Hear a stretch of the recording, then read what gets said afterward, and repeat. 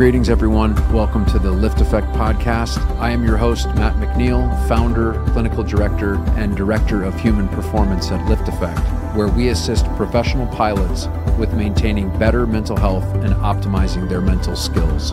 The goal of this podcast is simple: to help pilots and other high liability professionals and disciplines come out of the shadows to discover how we can live better lives personally and professionally. Join us each episode as we discuss various topics ranging from mental health, mental skills and performance, to business, entrepreneurship, and a few other surprises along the way.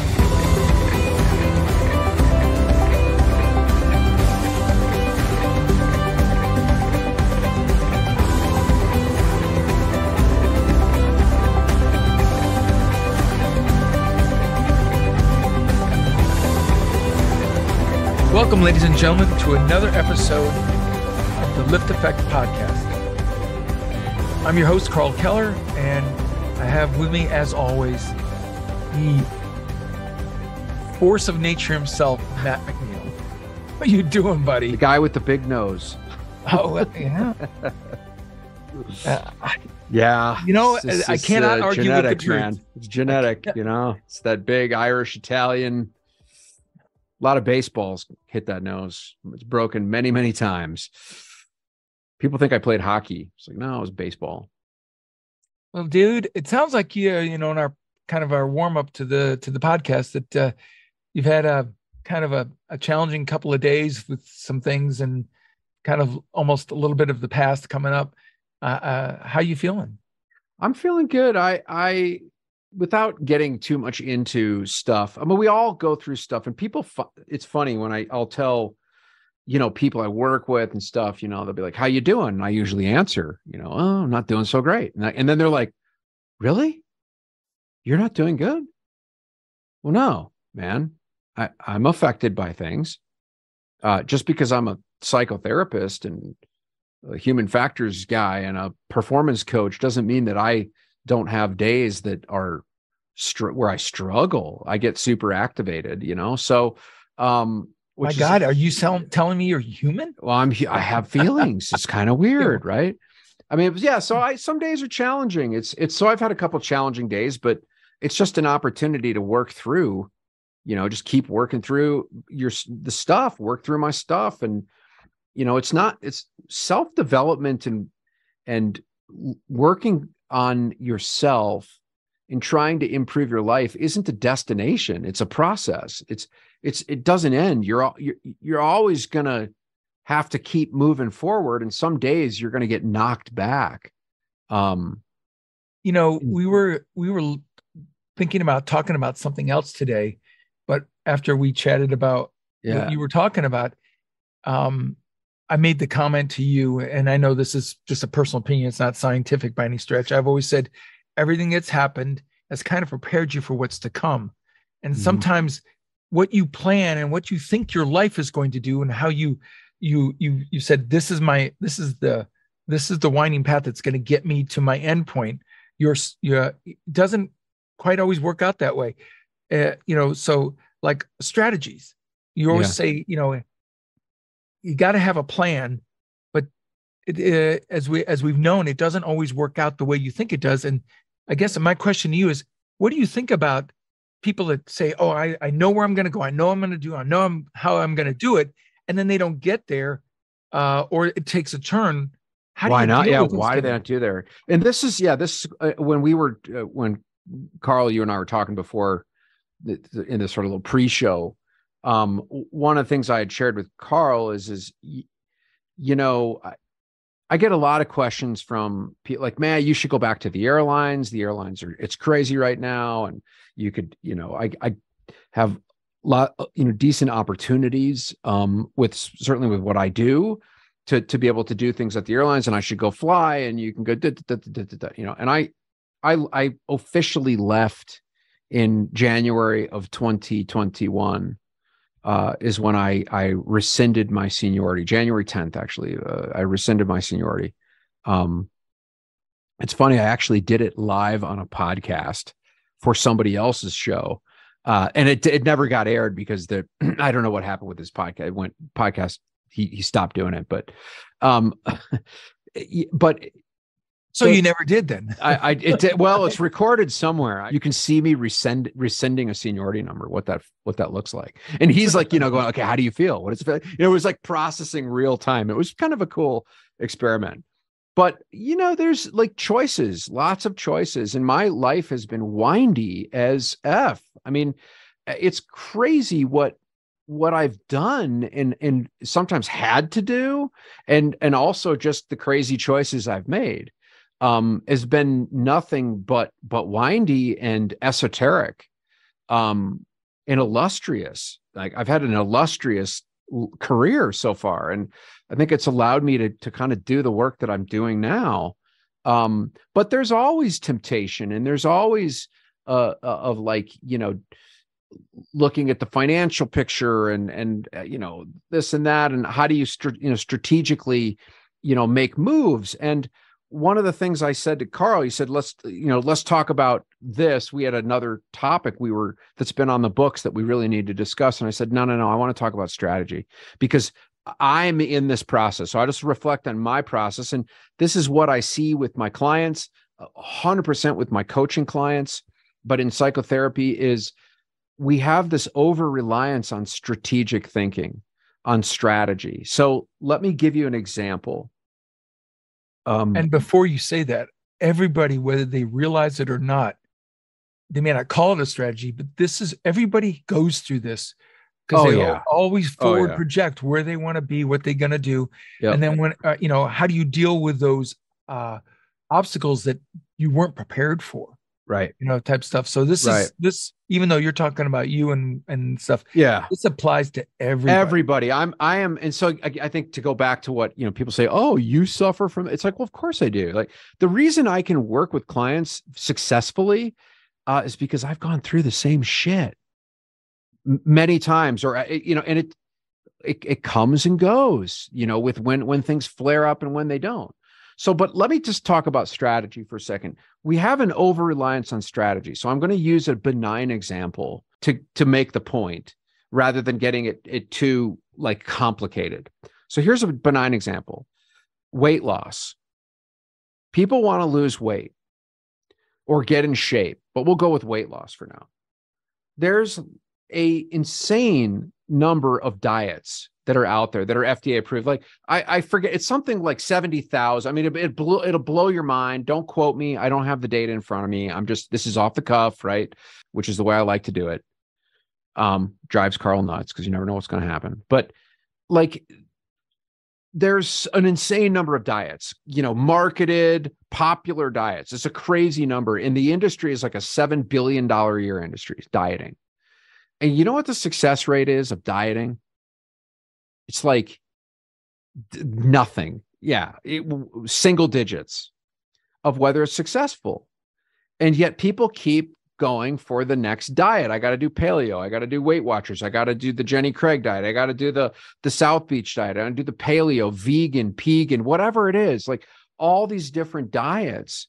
And they equally don't work because that is a strategy. Dieting is a strategy. And see, the strategy just isn't that important. It's just not that important. It's important to a point, but it's marginally important. There is another piece to this. And so what percent is strategy? I don't know. Nobody knows, but I would put it in like, 5%. Strategy is 5% of being able to be successful with creating change and honestly making the right decision, of making the right choice. There's another part that's a factor, which is what is the fantasy that is going on in your head, or nightmare that is going on in your head about this choice that's sitting in front of you. And it's the future pacing or the past tensing. If anybody that works with me, I'm big on, are you future pacing or past tensing? Future pacing is thinking about what's going to happen in the future, trying to be Nostradamus, predicting. Past tensing is thinking about what has already occurred in your life.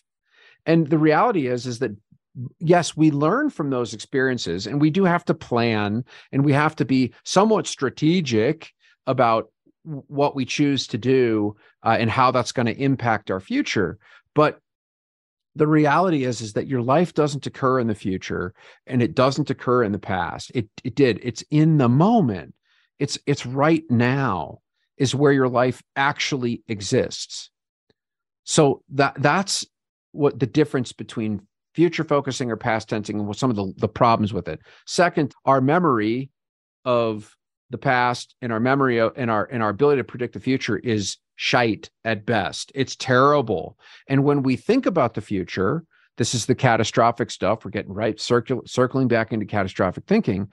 We're biologically wired up to think, to take a problem or a concern and then 100x it. We go to the most extreme version of that and say, that's the reality. That's going to be the reality. And because we're wired up to do that, we're wired up to look for threats and try to avoid pain. Even though it's over exaggerated. So what we think about is an over exaggeration of a grain of sand of truth, or it is completely off the wall, bonkers, crazy. You should be locked up for having those thoughts, right? We all should, right? We would never want to tell anybody that we're thinking this. This is what our brain does all the time. Don't worry, it's not your fault. You didn't do anything wrong. It's not because you're a sinner. It's just because you're biologically wired up for that. So that is the role of what is the story you're telling yourself about your life. And it's probably going to be over exaggerated or diluted, nuts, and very gruesome. It's going to be an awful story. That is a factor too in how we make our decisions. What are you telling yourself in your brain? But see, there's this another little piece which governs everything. So what is story? Story is or what are the, what's the images I'm the future focusing or the past tensing? I'd say that's probably like, maybe 10%. So now we got 15% of the equation, which is what is the strategy you're using? What is the future focusing and the little, past tensing that you're doing? The movie you've created about yourself that has occurred or is going to occur. It's the Shakespearean play. Just notice they call them Shakespearean tragedies for a reason. That's another 10%. But just then a clarification. Yeah. That 15% is what it should be for people, it's or 15% what it actually of what it is. Should be. What it should be. I was going to say, it's not what it is. No, it's reversed. Yeah, we're going to get to that.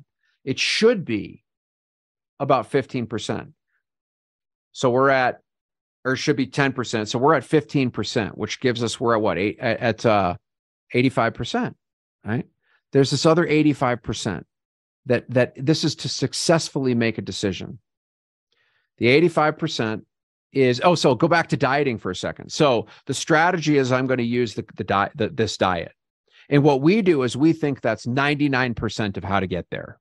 The strategy. Just got to choose the right diet, or just got to get the right trainer, or the right exercise program, or whatever it is. But then when it doesn't work, because it doesn't, most of the time, statistically, we know it doesn't work. What happens is we go, well, it didn't work because this is the future focusing or the past tensing, that Shakespearean story we tell ourselves about ourselves. Didn't work because I'm a piece of shit, or because I'm lazy, or because I didn't have the right support, or because I'm big boned. It's genetic. My family doesn't eat right. So I there's too much pressure. My wife doesn't, I hear this all the time from guys. Well, my wife doesn't like to eat good food, so I can't really eat good. I can't go against that. And, how would I do that with the family? It's the story you tell yourself about why it didn't work. Okay. But then there's this last piece, which is, are you in a resourceful place, a state of mind? This is the psychological state of where you are. Are you in a resourced place or an unresourced place? There's two states that we can be in. Resourced or unresourced. As pilots, you'll get it right away. Resourceful means you can utilize your resources, keeping a panoramic, wide open view to work around a problem. That's what resourcefulness is. And when we become unresourced is where we lose the ability to see the panoramic options of how to work the problem, and we just become solely engulfed and focused on the big red button. Eastern Airlines, right? Tunnel vision, right? Eastern Airlines into the Everglades. 3 guys staring at a light. They unresourced around that light, which had just burned out. That's all it was. It's just a burned out light. And they didn't realize the autopilot clicked off, didn't realize that they were descending until it was too late. They lost their resourcefulness. Now, luckily, we have procedures that are put in place to try to keep us resourced.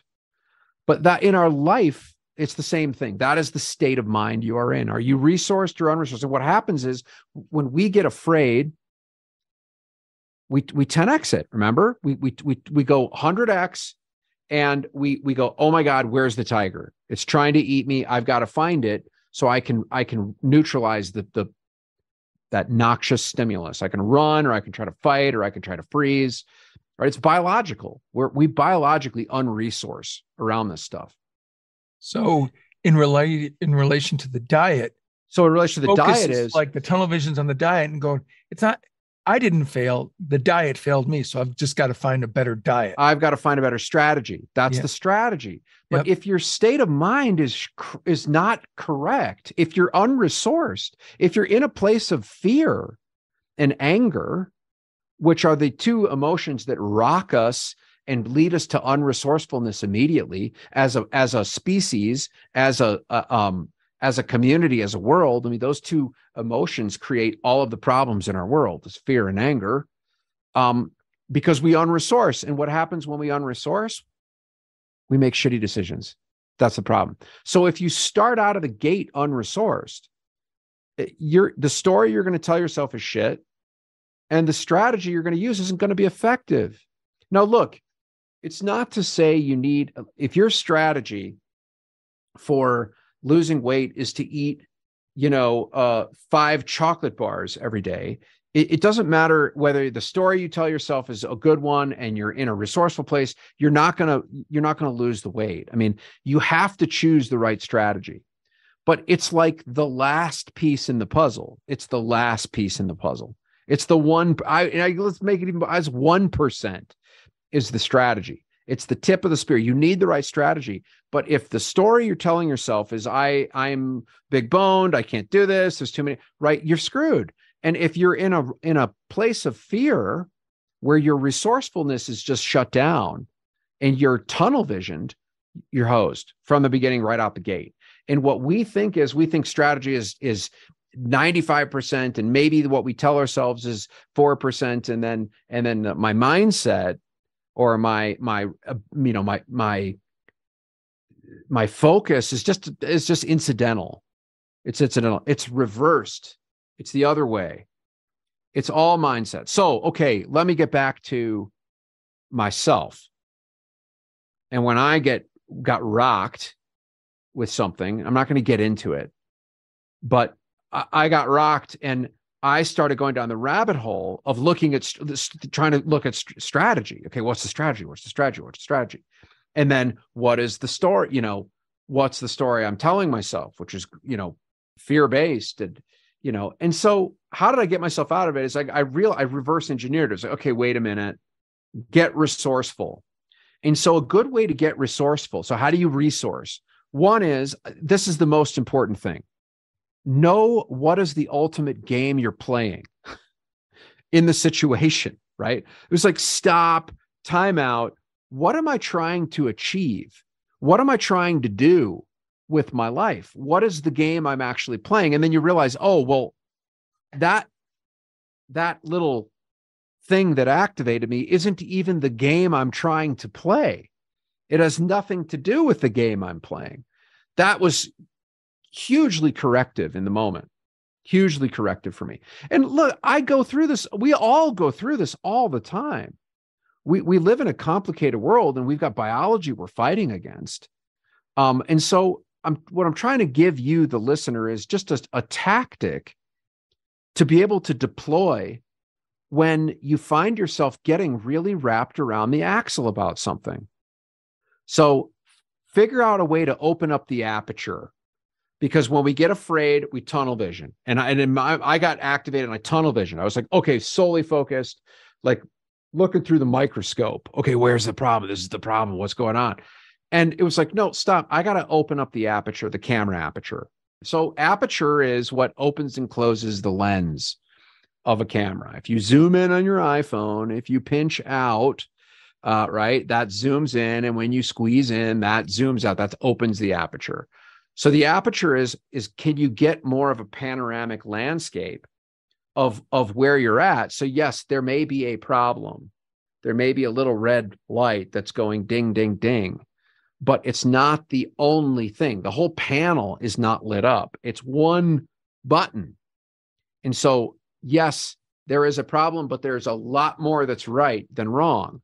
And it's better to solve for the problem from that perspective, which is the wide open state, which is the resourceful state. So the quick hack for that is stop and say, what is the ultimate game I'm trying to play here in this situation? And then that is zooming out.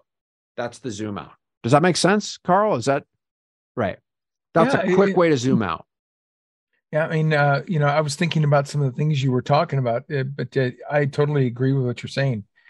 I was thinking about when you were talking about what kind of rocked you. I've done the same thing. Yeah, and I kind of looked at it and go, I'm kind of letting my past dictate where I am today and where I'm going to go. Yeah. As far as how I plan on doing it. And I tell my kids all the time, what's done cannot be undone, and trying to relive it at that moment now just doesn't make a lot of sense. That's right. You have to go, okay, this is the path that's amazingly called life. You're going to get those unexpected turns, and you're going to have to modify. The old saying, any plan, is only good until it meets first contact. When you're talking about in combat or conflict, the plan in theory usually is perfect. It works. In reality, it's much messier than that. Yeah. And and I think people look back and see so much of it and going, well, if I just did this would have happened. And rarely is that the case, because most of the time, a lot of these things, even though, what we eat, we can control. So many of the things, the big things in life, are often out of our control. Yes. What happened in 2020, with everybody getting sick and getting locked down, that wasn't in your control. It affected a lot of people, and we don't even know the full effects when it comes for the kids, being out of school for a year type stuff. These are all things that you have to recalibrate, recage the gyro, and go move forward. And like you say, the strategy is an evolving. It's a living, breathing animal. I think sometimes where it's not set in stone. It has to change when the conditions that you originally created it in change. Yeah. So those are my thoughts for that. It's interesting. I was reading some stuff around just some epidemiological data around mental health stuff, and like depression is 10 times more common now than it was 50 years ago. The reason I'm saying this, you just reminded me with COVID. What the clients I have that are depressed, when COVID happened, you know what they said? It was interesting. They actually felt a sense of comfort, because a lot of them said, I feel like now the rest of the world is kind of just where I'm at. And thinking about strategy, I think we have, in the last 50 years, depression is 10 times more common now than it was 50 years ago. Some of it is because, not just because it's identified correctly. No, it's more common. And I think a big part of this, I'm not, technology is like the kiss of death, in my opinion. It's created so many issues. But I also think because we've over-focused on strategy, we just think, I just need the right strategy to fix whatever it is. And I see pilots that are coming to me and like, well, should I go to a mainline carrier? Should I not? Should I quit? I don't know if I want to do this anymore. Well, you got to get on now. You got to do this. You got to go get the money. You got to. And it's like, that's all strategic thinking. And it leads to really, really bad things for people when you simply focus on the strategy, because what happens is you deploy it and then it doesn't work. And that creates huge depression. And we go, oh my God, what's wrong with me? Right? I failed at the diet. I'm just a piece of crap. It's like, no, you're not a piece of crap, but you're approaching it from the wrong emphasis point. Start with like getting the fear and the anger out of there so you can open yourself up and realize what is the ultimate game that you're trying to play. You know, it's like asking why instead of just like what, right? What do I got to do? Well, why do you want to do it in the first place?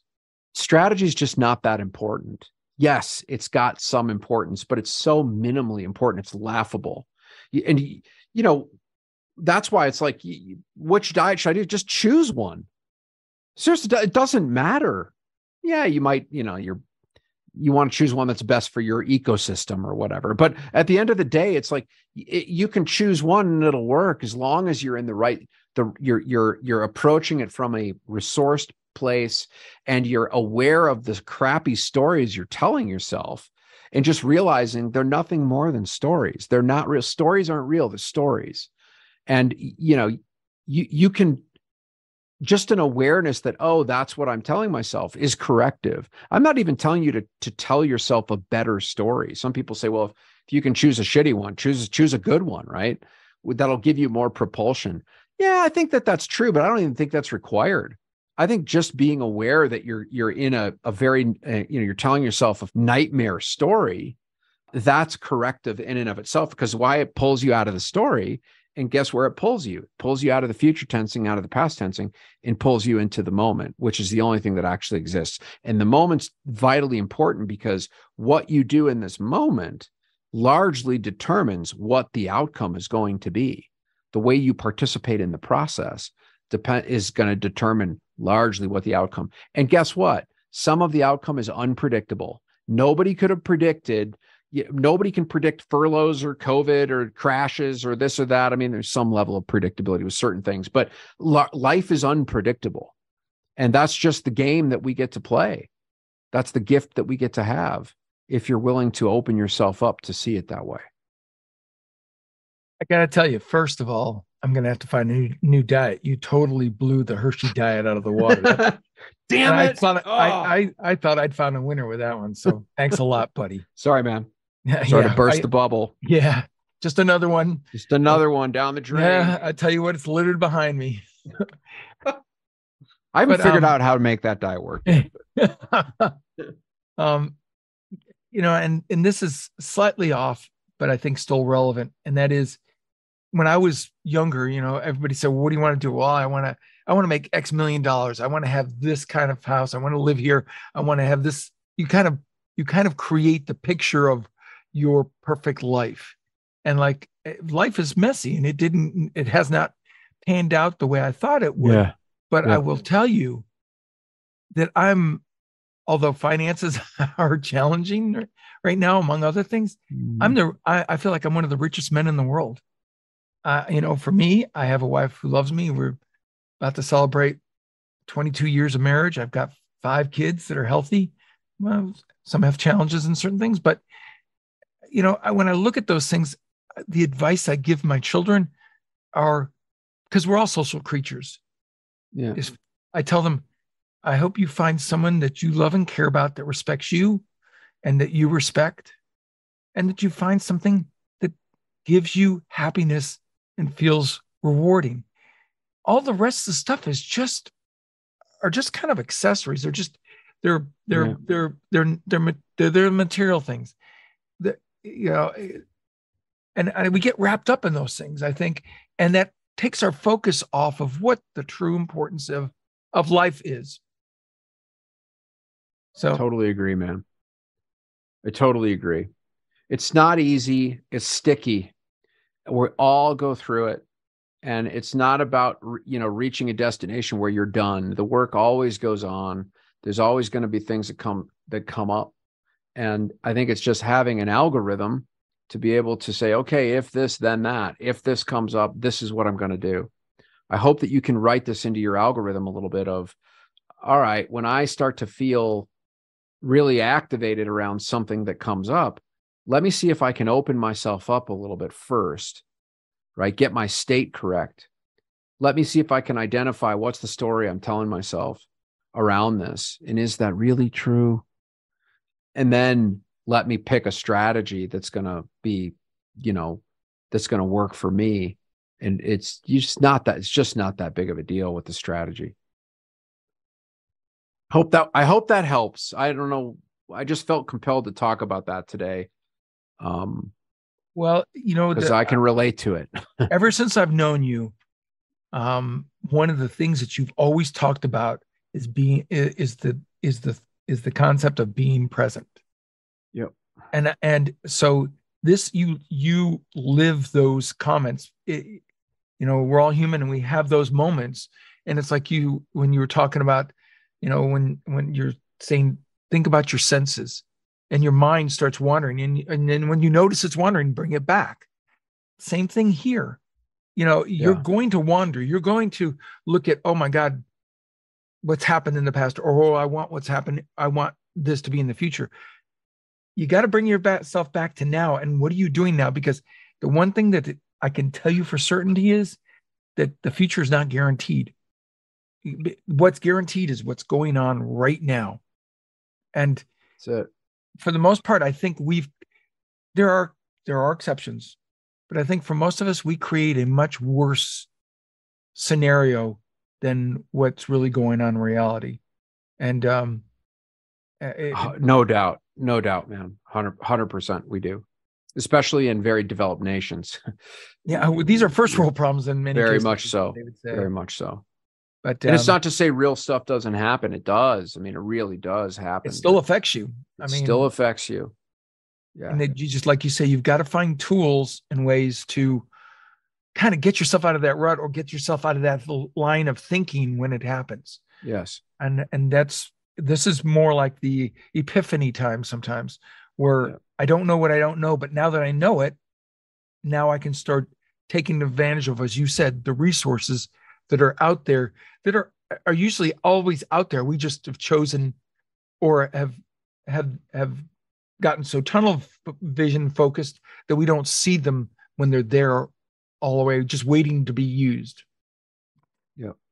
So what would you, like you said, this was kind of off the cuff. And oh, by the way, you always say that I live in fear of what you're going to say when you do these things. Mm-hmm. Oh no, contraire, my friend. If you want to talk about off the cuff, you always live in fear of what's coming out of my little mouth. Yeah. That's a good fear though, man. I love that. I don't know about that. They always say, think twice, speak once. Yeah. I think I somewhere along the way, I think I reversed that thought. But what would you say the key takeaway from this is, this conversation? Okay. So here's one thing I do when I'm trying to figure out what's important. I'll stop and I'll click the autopilot off, which means I actually focus on my breath for a second. And what I do is I'll inhale for 5.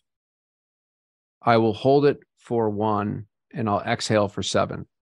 So I'll show you, and I can find the answers. So, and I'll just put my hands on my heart, right?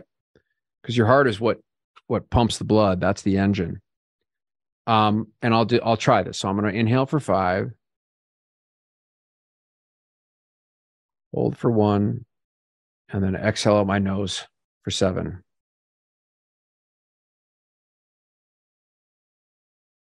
So what comes up for me, take the first thing that comes to my mind, right? I don't edit.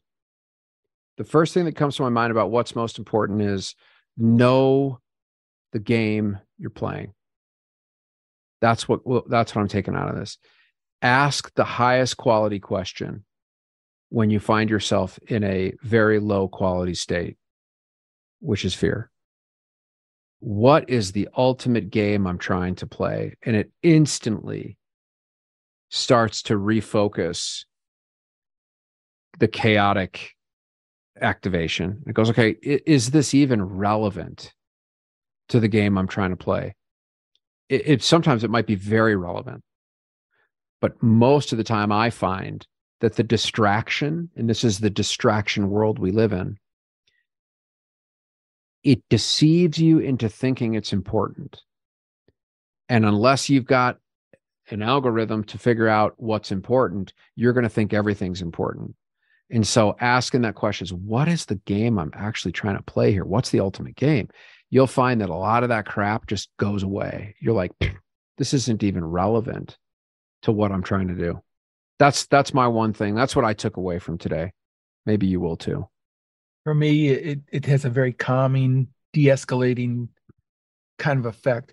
And the one thing I will say is it's a very different outcome when I breathe through my mouth versus my nose. I don't know why, but breathing through the key, that's I think, a good is breathing through the nose. Yeah, there's science behind this. The breathing is really, really important. In V1, that's one of the first things we talk about. We work on is like breathing properly. And click the autopilot. I just call it clicking it off. What's good about clicking the autopilot off? You get a feel for what's happening. You can actually trim the thing and get it to be right based on feel. Like it makes you kind of integrate more into the environment. And that's what breathing does. So that 5-1-7 is clicking it off. And when you do that, just do it throughout the day, right? Just stop. And it's all through the nose, not through the mouth. The reason mouth breathing, I'll just leave it with this. We'll do an episode on breathing. I think that'll be a good one for pilots. You really need to know how to breathe properly. And I do this with people in the sim. It's big time. You have to do this. If you want to perform well. Breathing through the mouth stimulates your autonomic nervous system that there's a threat. And it starts to create a stress response. That's why you do not want to breathe through your mouth. People that breathe through their mouth, there's actually higher mortality with mouth breathing. And it's because you start to wear yourself out because your brain doesn't know what is real and what is imagined. It just responds. And then your body starts to take cues from the brain, and then the body starts to talk back to the brain. So breathing through the mouth means I'm in distress. You don't want to breathe through your mouth. And if you have obstructive problems, you need to get that treated because mouth breathing is really bad for you. And breathing through your nose starts to calm your autonomic nervous system, which has huge benefits physiologically and psychologically and behaviorally. Huge benefits. So that's the point about breathing. So don't be afraid to just click off the autopilot and hand fly often. I try to do it every, couple times every hour. I used to set an alarm on my watch for every 15 minutes just to start to build the habit of doing that. Every time I check the email, I'll do that. Or every time I look at my phone, look at a text message, I will actually click off and breathe. And so it kind of deactivates that stim that you're getting from that hit of distraction, quite frankly. It lets you approach that stimulation from a very de-escalated place. So try it out, play around with it, but don't be afraid to hand fly. It's good. We only got a minute or two. I know you've already given your last statement, but you brought up one thing that I thought maybe you might want to give an update on, and that's the V1 project, where it's gone so far. So we're well into it. We've actually got our meeting tonight with the group, and I think we're starting to lay the foundation for curriculum, for creating some resources that are going to be open source to the group. I've got some stuff we're going to work on tonight, and we're well into. We're well into it for sure. The starting to recruit for the next one. So V1 site is not up yet. So send your emails to info@LiftAffect, LiftAffect.com, and let us know if you want to be in the next cohort. We don't know when it's going to start. I suspect in the next month, we'll be ready to bring in the second cohort, and then there'll be opportunities to merge the two cohorts together. For some trainings and some opportunities to hang and get together, but it's full force. And I mean, you're in the alpha group, Karl. What's your thoughts on it? You're one of the group members. You don't take it from me. What's your take on kind of where we're headed? I like what's going on. I like the creative tension, so to speak. Yeah. Because there have been some ideas that I go, wow, that were either incredibly well thought out. It seems like off the off the cuff. Right. And other ones were like, wow, why didn't I think of that? It was so simple. I know. Because what we're doing not only benefits us, but I feel, and you've mentioned it, it's going to set the path for others. So I really like what's going on. And I've been really, frankly, a little bit surprised at how interactive people were on this, because this is something different than I've ever seen. As always, I always feel like, even though we've talked so much about this, I always find another nugget to add into my little pile of resources. So I hope all of you out there did too. If you have any questions, comments, ideas, please send them to podcast@LiftAffect.com, not info or anything else or support. Don't listen to me. Please just say it's podcast@LiftAffect.com. Please give a thumbs up, a review, tell your friends. We're growing and we're loving it, and you are all the reason why. So we thank you very much. We hope to see you on our next podcast. Until then, have a great day.